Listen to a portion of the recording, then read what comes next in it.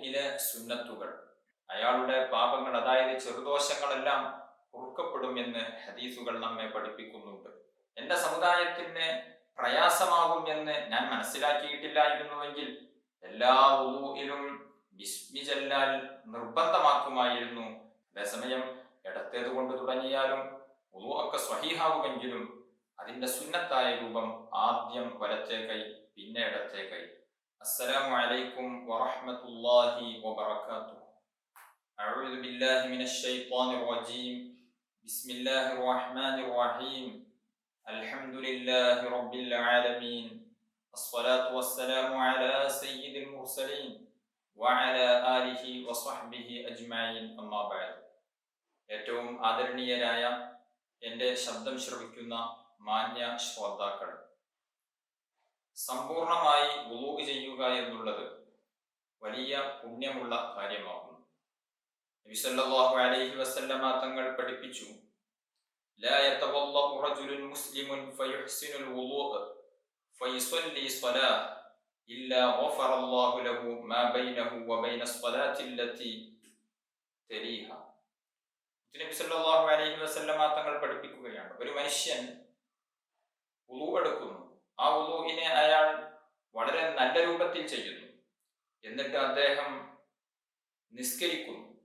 എന്നാൽ ആ നിസ്കാരത്തിൻ്റെയും അതിനോടടുത്തു വരുന്ന നിസ്കാരത്തിൻ്റെയും ഇടയിലുള്ള പാപങ്ങൾ അല്ലാഹു സുബ്ഹാനഹു വ തആല അദ്ദേഹത്തിന് പുറത്തു കൊടുക്കുമെന്ന് മുത്തുനബി സല്ലല്ലാഹു അലൈഹി വസല്ലമ തങ്ങൾ പഠിപ്പിക്കുകയാണ്. മറ്റൊരു ഹദീസിൽ കാണാം, മൻ തവല്ലഅ ലിസ്വലാത്തി ഫഅസ്ബഗൽ വുളൂഅ ثم مشى إلى الصلاة المكتوبة فصلاها مع الناس أو مع الجماعة أو في المسجد غفر الله له ذنوبه. ഒരാൾ സമ്പൂർണമായി വുളൂ എടുത്തു, എന്നിട്ട് പള്ളിയിലേക്ക് പോയി, ജമാഅത്തിന് വേണ്ടി പോയി, എന്നിട്ട് ജമാഅത്തായിട്ട് നിസ്കരിക്കുകയും ചെയ്താൽ അവന്റെ പാപങ്ങളെല്ലാം പൊറുക്കപ്പെടുമെന്ന് ഹബീബുന മുഹമ്മദ് റസൂലുള്ളാഹി സ്വല്ലല്ലാഹു അലൈഹി വസല്ലമ തങ്ങൾ പഠിപ്പിച്ചിട്ടുണ്ട്.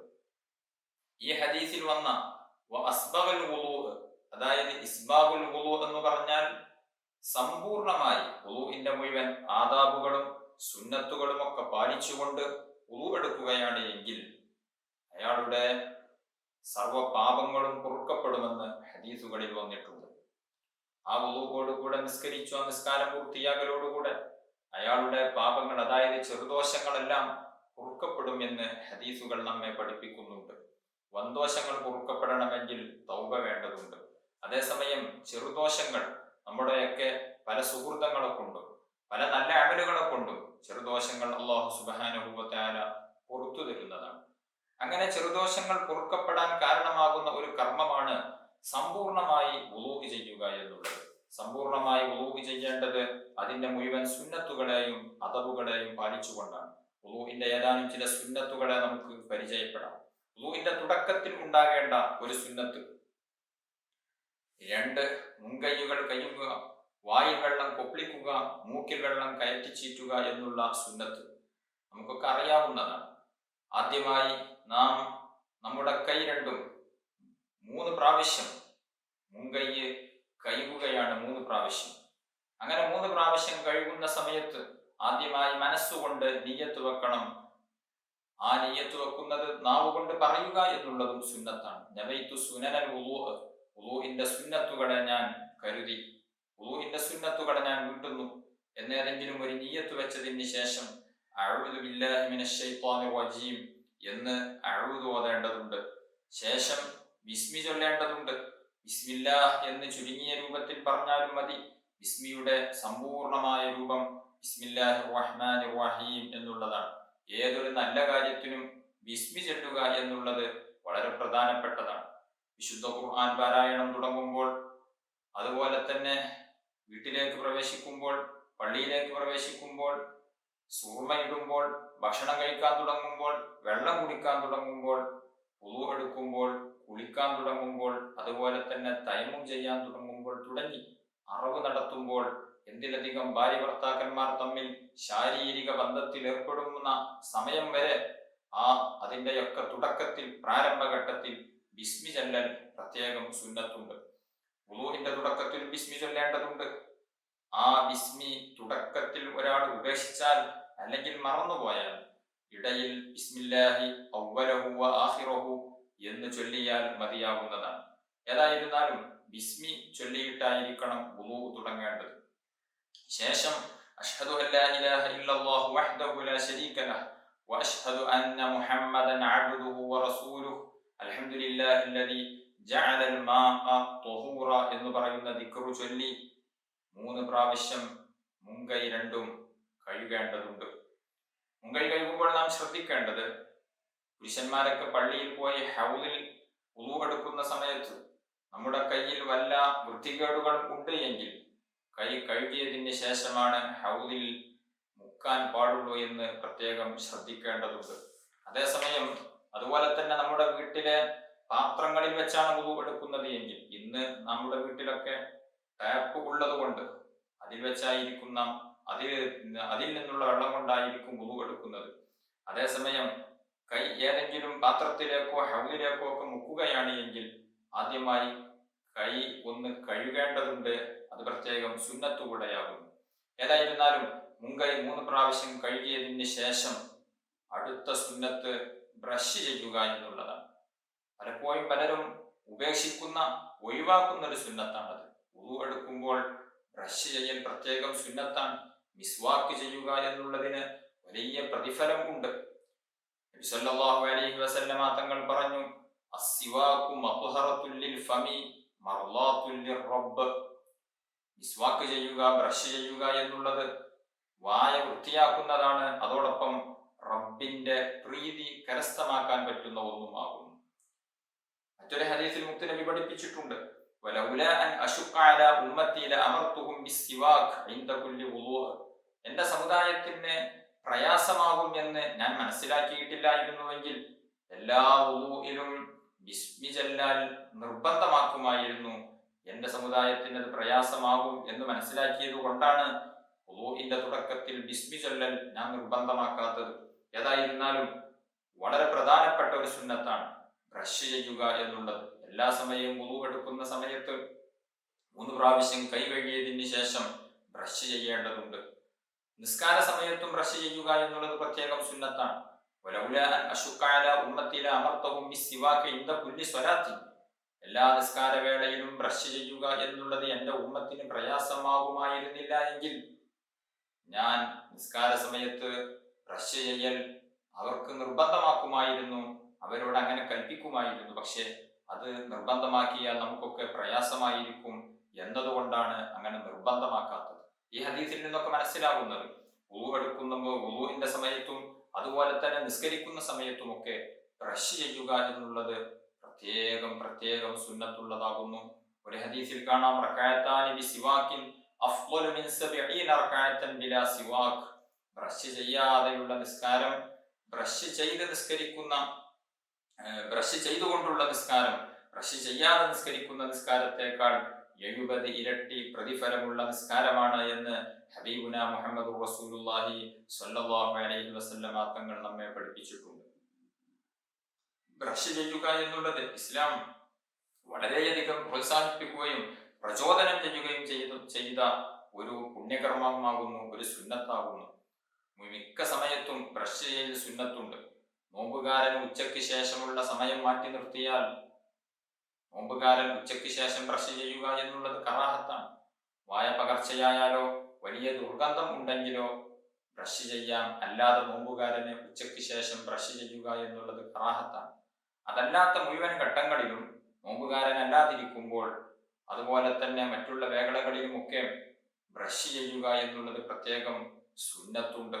വിശുദ്ധ ഖുർആൻ പാരായണം ചെയ്യാൻ വേണ്ടി, അതുപോലെ തന്നെ ഇൽമ് പഠിക്കാനും അത് പഠിപ്പിക്കാനും വേണ്ടി, അങ്ങനെ തുടങ്ങി ദിക്റ് ചൊല്ലാൻ വേണ്ടി, പള്ളിയിൽ പ്രവേശിക്കാൻ വേണ്ടി, വീട്ടിൽ പ്രവേശിക്കാൻ വേണ്ടി, ഉറങ്ങാൻ വേണ്ടി, ഉറക്കിൽ നിന്ന് ഉണരുന്ന സമയത്ത്, അതുപോലെ തന്നെ ഭക്ഷണം കഴിക്കാൻ വേണ്ടി, ഭക്ഷണം കഴിച്ചതിന് ശേഷം തവാഫ് ചെയ്യാൻ വേണ്ടി, അങ്ങനെ തുടങ്ങി വ്യത്യസ്ത വേളകളിൽ ബ്രഷ് ചെയ്യുക എന്നുള്ളത് പ്രത്യേകം സുന്നത്തുണ്ട്. മരണാസന്നനായി കിടക്കുന്ന രോഗിക്ക് ബ്രഷ് ചെയ്തു കൊടുക്കൽ അവിടെ പരിസരത്ത് ഒരുമിച്ച് കൂടിയ ആളുകൾക്ക് സുന്നത്താകും. ഇങ്ങനെ ബ്രഷ് ചെയ്യുക എന്നുള്ളത് പ്രത്യേകം സുന്നത്തായതുകൊണ്ട് തന്നെ ഇതൊരു സുന്നത്ത് എന്ന നിലക്ക് ആ ഒരു നീയത്തോടുകൂടെ നാം ബ്രഷ് ചെയ്യുമ്പോൾ വലിയ പ്രതിഫലം നമുക്ക് ലഭിക്കുകയാണ്. സാധാരണഗതിയിൽ നമ്മളൊക്കെ ഉറക്കിൽ നിന്ന് ഉണർന്നാൽ ബ്രഷ് ചെയ്യും. ചില ആളുകളൊക്കെ ഉറങ്ങാൻ വേണ്ടിയും ബ്രഷ് ചെയ്യും. ഈ രണ്ട് ഘട്ടങ്ങളിലല്ലാതെ പലപ്പോഴും പലരും ബ്രഷ് ചെയ്യാറില്ല. അങ്ങനെയല്ല, ഭക്ഷണം കഴിക്കാനും ഭക്ഷണം കഴിച്ചതിന് ശേഷവും ഒക്കെ ചെറിയ രൂപത്തിൽ ബ്രഷ് ചെയ്യേണ്ടതുണ്ട്. അത് സുന്നത്താകുന്നു. ബ്രഷ് ചെയ്യുമ്പോൾ ഉരമുള്ള വസ്തു കൊണ്ടായിരിക്കണം ബ്രഷ് ചെയ്യേണ്ടത്. അറാക്കാണ് ഏറ്റവും നല്ലത്. നമ്മുടെ സാധാരണ കടയിൽ നിന്ന് നാം വാങ്ങുന്ന ബ്രഷ് അത് ഉരമുള്ള വസ്തുവായതുകൊണ്ട് തന്നെ നമുക്ക് ആ സുന്നത്ത് ലഭിക്കുന്നതാണ്. ഏതായിരുന്നാലും ഏറ്റവും നല്ലത് അറാക്കാണ്. അറാക്ക് തന്നെ വാസനയുള്ളതും പച്ചയായതും ആയ അറാക്കാണ് ഏറ്റവും ഉത്തമം. പച്ചയായ അറാക്കിന് ശേഷം ഉണങ്ങിയതാണ് ഉത്തമം.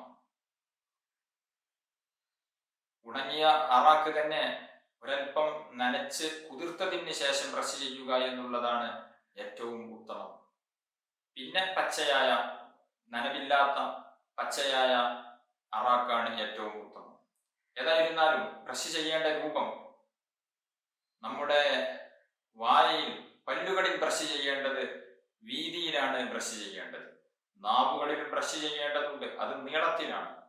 നേരെ തിരിച്ചു ചെയ്യുക എന്നുള്ളത് ഉപേക്ഷിക്കേണ്ടതാകുന്നു. അതുപോലെ തന്നെ മുകളിലെ പല്ലിന്റെ വലത് ഭാഗത്തുള്ള ഭാഗം ആദ്യം തുടങ്ങുക എന്നുള്ളത് പ്രത്യേകം സുന്നത്താകുന്നു. അതായത് മുകളിലെ പല്ലിന്റെ വലതു ഭാഗത്തിന്റെ ഉള്ളും പുറവും ബ്രഷ് ചെയ്തതിന് ശേഷം വലതുഭാഗത്തുള്ള താഴെ നിൽക്കുന്ന പല്ലിന്റെ ഉള്ളും പുറവും ബ്രഷ് ചെയ്യൽ പ്രത്യേകം സുന്നത്താണ്. അതിന് ശേഷം മുകൾ ഭാഗത്ത് ഇടഭാഗത്തുള്ള ഇടതുവശത്തുള്ള പല്ലുകളിൽ ബ്രഷ് ചെയ്യുക എന്നുള്ളതും, അതിന് ശേഷം ഇടഭാഗത്ത് താഴ്ഭാഗത്തുള്ള പല്ലുകളെ ഉള്ളും പുറവും ബ്രഷ് ചെയ്യുക എന്നുള്ളത് പ്രത്യേകം സുന്നത്താണ്. ആ രൂപത്തിലാണ് ബ്രഷ് ചെയ്യേണ്ട രൂപം.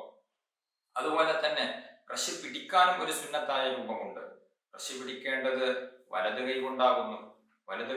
വലത് കൈയിന്റെ ചെറിയ വിരൽ, ആ ചെറിയ വിരലിന്റെ മുകളിലാണ് ബ്രഷ് വെക്കേണ്ടത്. അതുപോലെ തന്നെ നടുവിരലും അതിന്റെ അടുത്തുള്ള മറ്റു വിരലുകളും ബ്രഷിന്റെ മിസ്വാക്കിന്റെ മുകളിലും ആണ് വെക്കേണ്ടത്. അതുപോലെ തന്നെ തള്ളവിരലും തള്ളവിരലിന്റെയും മുകളിലാണ് ബ്രഷ് വെക്കേണ്ടത്. അപ്പോൾ ചെറിയ വിരലിന്റെയും തള്ളവിരലിന്റെയും മുകളിൽ ബ്രഷ് വെക്കുന്നു. ബാക്കി 3 വിരലുകളും ബ്രഷിന്റെ മിസ്വാക്കിന്റെ മുകളിലും വെക്കുന്നു. ഈ രൂപത്തിലാണ് മിസ്വാക്കിനെ പിടിക്കൽ സുന്നത്തായ രൂപം. മിസ്വാക്ക് ചെയ്യുന്നതിന്റെ മുമ്പ്, ബ്രഷ് ചെയ്യുന്നതിന്റെ മുമ്പ് ബ്രഷ് കഴുകുക എന്നുള്ളത് പ്രത്യേകം സുന്നത്താണ്. ഒരു ചാണിനേക്കാൾ കൂടുതൽ വലുപ്പം ഉണ്ടാകാതിരിക്കുക എന്നുള്ളതും സുന്നത്താകുന്നു. ഏതായിരുന്നാലും ഉളു എടുക്കുന്ന സമയത്ത് ബ്രഷ് ചെയ്യുക എന്നുള്ളത് പ്രത്യേകം സുന്നത്താണ്. അത് മുൻകൈ കഴുകിയതിന് ശേഷമാണ് ബ്രഷ് ചെയ്യേണ്ടത്. ശേഷം വായിൽ വെള്ളം കുപ്പിളിക്കുക, മൂക്കിൽ വെള്ളം കയറ്റി ചീറ്റുക എന്നുള്ളത് പ്രത്യേകം സുന്നത്താകുന്നു. വായിലേക്കും മൂക്കിലേക്കും വെള്ളം ഒരൽപ്പം കയറ്റിയാൽ തന്നെ ഇതിന്റെ മിനിമം സുന്നത്ത് ലഭിക്കുന്നതാണ്. പരിപൂർണമായ രൂപം ലഭിക്കണമെങ്കിൽ 2 കൈയിലും വെള്ളം ഒരുമിച്ച് കൂട്ടി വായിലേക്ക് വെള്ളം വലിച്ചെടുത്ത് കുപ്പിളിക്കുകയും അതോടൊപ്പം പിന്നെ മൂക്കിലേക്ക് വെള്ളം കയറ്റി ചീറ്റുകയും ചെയ്യുന്നു. അതിൽ അല്പം അമിതമാക്കുക എന്നുള്ളത് പ്രത്യേകം സുന്നത്താണ്. അതേസമയം നോമ്പുകാരനാണ് എങ്കിൽ മൂക്കിൽ വെള്ളം കയറ്റി ചീറ്റുന്നതിനെ അമിതമാക്കരുത്, ഒരൽപ്പം കയറ്റിയാൽ മതി.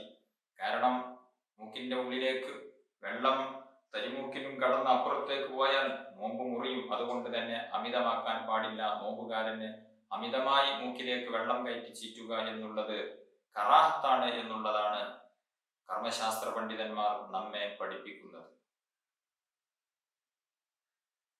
അതുപോലെ തന്നെ പ്രത്യേകം സുന്നത്തുള്ള മറ്റൊരു കാര്യമാണ് തല തടവുന്ന സമയത്ത് വ്യാപകമാക്കി മുഴുവനാക്കി തടവുക എന്നുള്ളത്.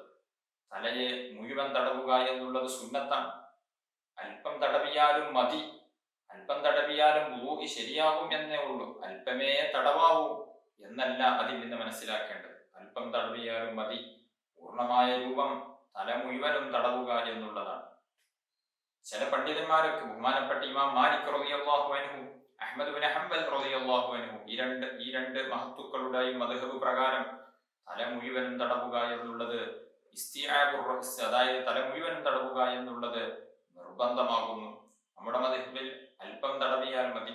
അതുകൊണ്ട് തന്നെ തല മുഴുവനായിട്ട് തടവൽ പ്രത്യേകം സുന്നത്താണ്. ഇനി അല്പഭാഗമേ തടവുന്നുള്ളൂ എങ്കിൽ അത് മൂർധാവിന്റെ ഭാഗമാവുക എന്നുള്ളത് പ്രത്യേകം സുന്നത്താകുന്നു. അതുപോലെ തന്നെ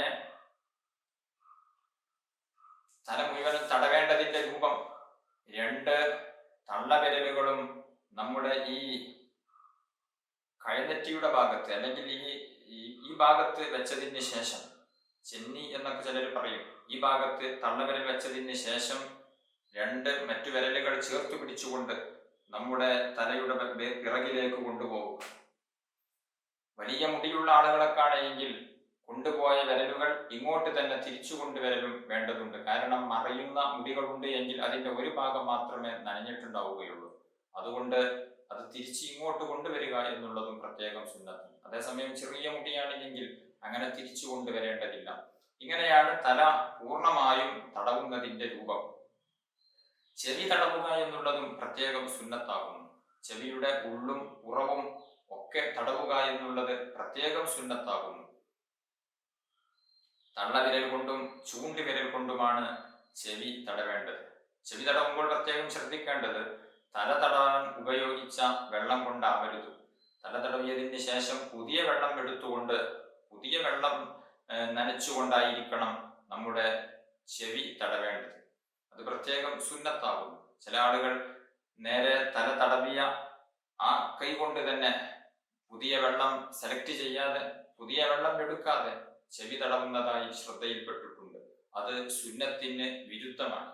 ചെവി തടവേണ്ട പൂർണ്ണരൂപം ഇനിയും ധാരാളം വിശദീകരിക്കാനുണ്ട്. ഈ ഒരു രൂപത്തിലെങ്കിലും നാം ചെവി തടവേണ്ടതുണ്ട്. തള്ളവിരലുകൊണ്ട് പുറംഭാഗവും ചൂണ്ടവിരലുകൊണ്ട് ഉൾഭാഗവും തടവിയതിന് ശേഷം കൈ ഒന്നുകൂടെ നനച്ചതിന് ശേഷം ഇസ്തിഗ്ഫാർ എന്ന് പറയുന്ന രൂപം, അതായത് 2 കൈയും നനച്ചതിന് ശേഷം 2 ചെവിയിൽ ഒന്നുകൂടെ വെക്കുക എന്നുള്ളതും പ്രത്യേകം സുന്നത്താകുന്നു. ഇങ്ങനെ ധാരാളം സുന്നത്തുകൾ വുളൂഇൽ നമുക്ക് പ്രാവർത്തികമാക്കേണ്ടതുണ്ട്. അവയവങ്ങൾ തേച്ചുരക്കുക എന്നുള്ളത് പ്രത്യേകം സുന്നത്താണ്. അതായത് കൈയൊന്ന് വെള്ളം ഒലിപ്പിക്കുന്ന രൂപത്തിൽ കൈ കഴുകുമ്പോൾ, മുഖം കഴുകുമ്പോഴൊക്കെ വെള്ളം ഒന്ന് ഒലിപ്പിച്ചാൽ മതി. അതേസമയം വലത് കൈ കഴുകുമ്പോൾ ഇടത് കൈ കൊണ്ടൊന്നിങ്ങനെ തടവി കൊടുക്കുക, അതാണ് തേച്ചുരക്കുക എന്ന് പറഞ്ഞാൽ. അങ്ങനെ തേച്ചുരച്ച് കൈകൾ, മുഖം കഴുകുമ്പോഴും അങ്ങനെ തന്നെ തേച്ചുരച്ച് കഴുകുക എന്നുള്ളത് പ്രത്യേകം സുന്നത്തായ രൂപമാകുന്നു. വിരലുകളെ ചിക്കകറ്റുക എന്നുള്ളതും പ്രത്യേകം സുന്നത്താണ്. 2 കൈ കഴുകുമ്പോഴും കാല് കഴുകുമ്പോഴും ഒക്കെ കൈ കഴുകുമ്പോൾ വിരലുകളൊന്ന് തശ്ബീഖ് ഇങ്ങനെ കോർക്കുക. കാൽ വിരലുകളാണ് എങ്കിൽ ഓരോ വിരലുകളുടെയും അടിയിലൂടെ ഇടത് കൈയിന്റെ ചെറുവിരൽ കൊണ്ട് ഈ വലത്തെ കാലിന്റെ ചെറുവിരൽ മുതൽ തുടങ്ങി ഇടത്തെ കാലിന്റെ ചെറുവിരൽ അവസാനിപ്പിക്കുന്ന രൂപത്തിൽ ഇടത്തെ കൈയിന്റെ ചെറുവിരൽ കൊണ്ട് ഓരോ വിരലിന്റെയും അടിയിലൂടെ ഒന്ന് കൈ നടത്തുക എന്നുള്ളത് പ്രത്യേകം സുന്നത്തുണ്ട്. ഇതാണ് വിരലുകൾ ചിക്കകറ്റുക എന്നുള്ളത് കൊണ്ട് ലക്ഷ്യം വെക്കുന്നത്. വളരെ പ്രധാനപ്പെട്ട മറ്റൊരു സുന്നത്താണ് മുഖം കഴുകുമ്പോഴും കൈ കഴുകുമ്പോഴും നീട്ടി കഴുകുക എന്നുള്ളത് പ്രത്യേകം സുന്നത്താണ്. വളരെയധികം പ്രാധാന്യമുള്ള ഒരു സുന്നത്താണ് നീട്ടി കഴുകുക എന്ന് പറഞ്ഞാൽ. മുഖത്തിന്റെ പരിധി ഞാൻ നേരത്തെ പറഞ്ഞിട്ടുണ്ട്. തലമുടി മുളക്കുന്ന സ്ഥലം മുതൽ താടിയെല്ലിന്റെ കീഴറ്റം വരെയും അതുപോലെ തന്നെ 2 ചെവിക്കുറ്റികൾക്കിടയിലുള്ള ഭാഗവുമാണ് മുഖത്തിന്റെ പരിധിയായി നിശ്ചയിച്ചിട്ടുള്ളത്.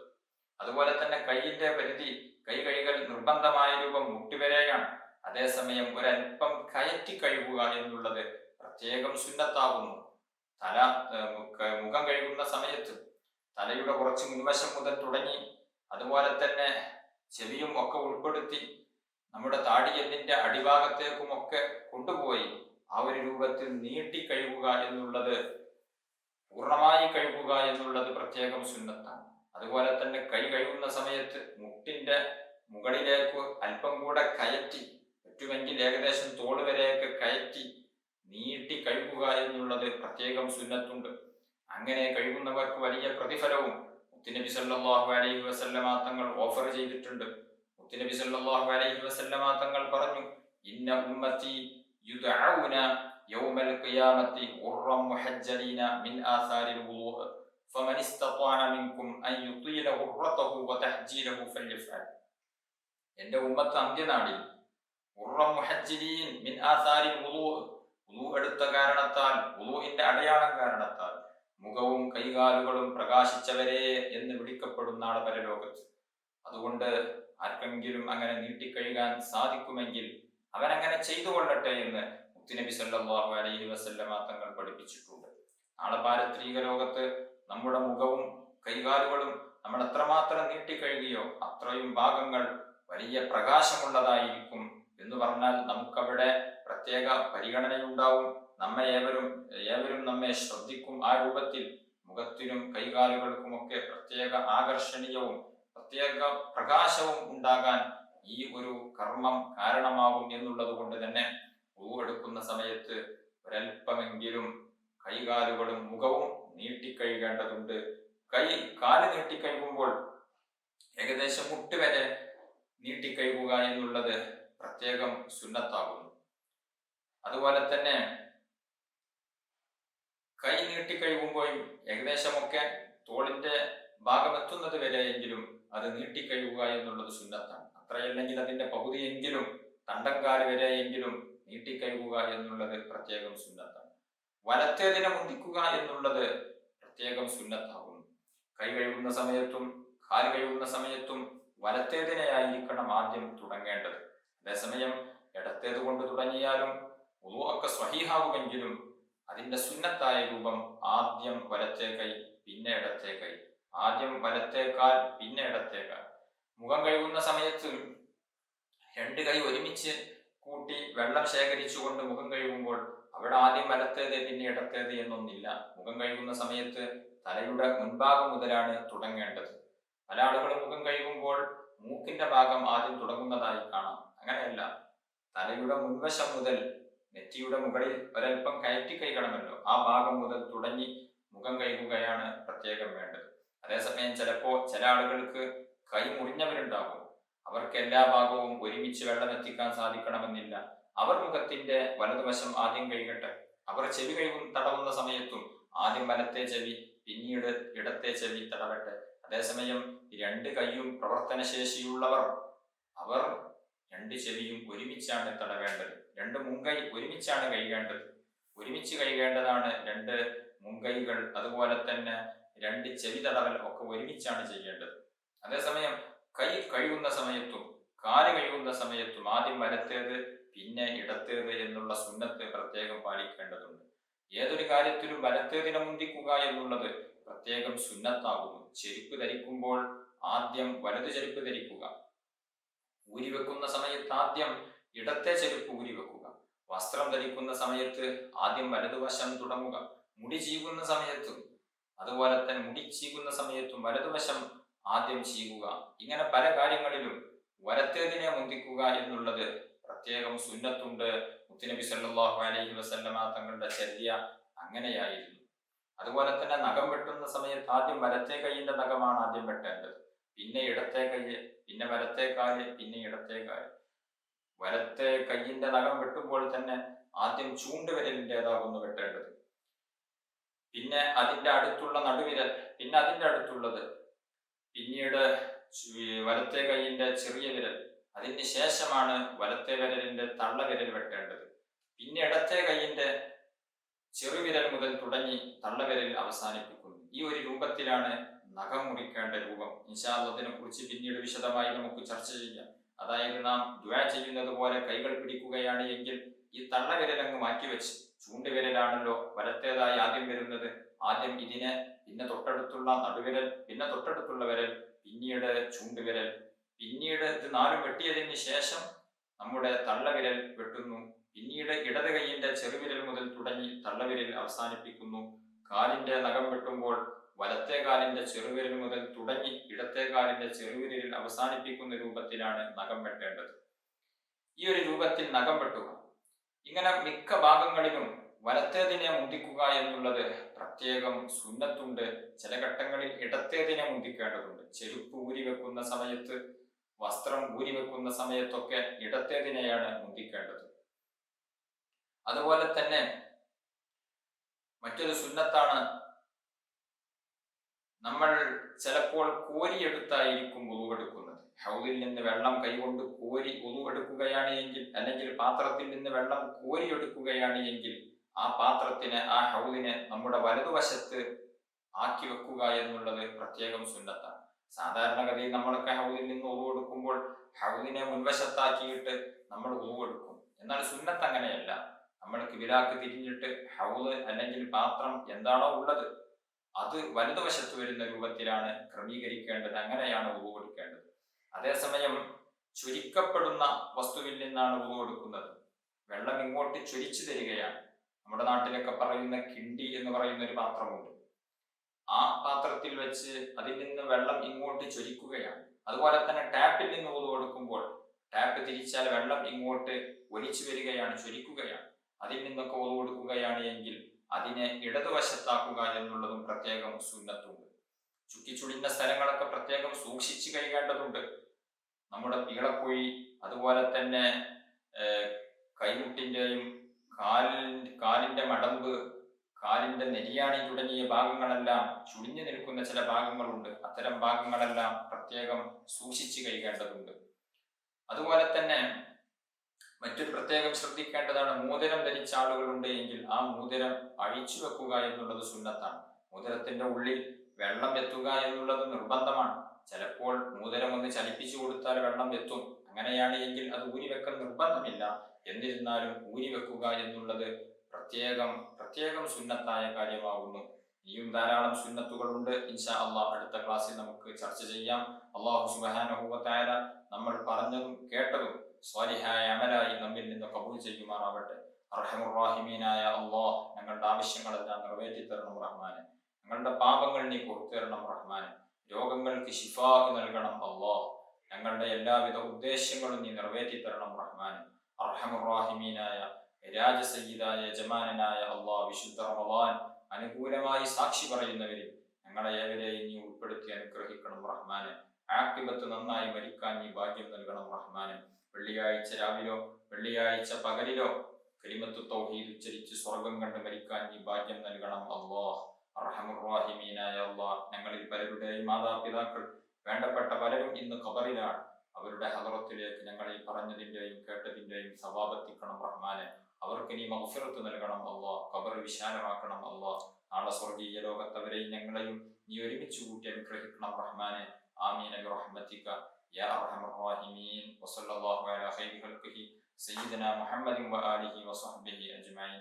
സുബ്ഹാന റബ്ബിക റബ്ബിൽ ഇസ്സത്തി അമ്മാ യസിഫൂൻ വസലാമുൻ അലൽ മുർസലീൻ വൽഹംദുലില്ലാഹി റബ്ബിൽ ആലമീൻ.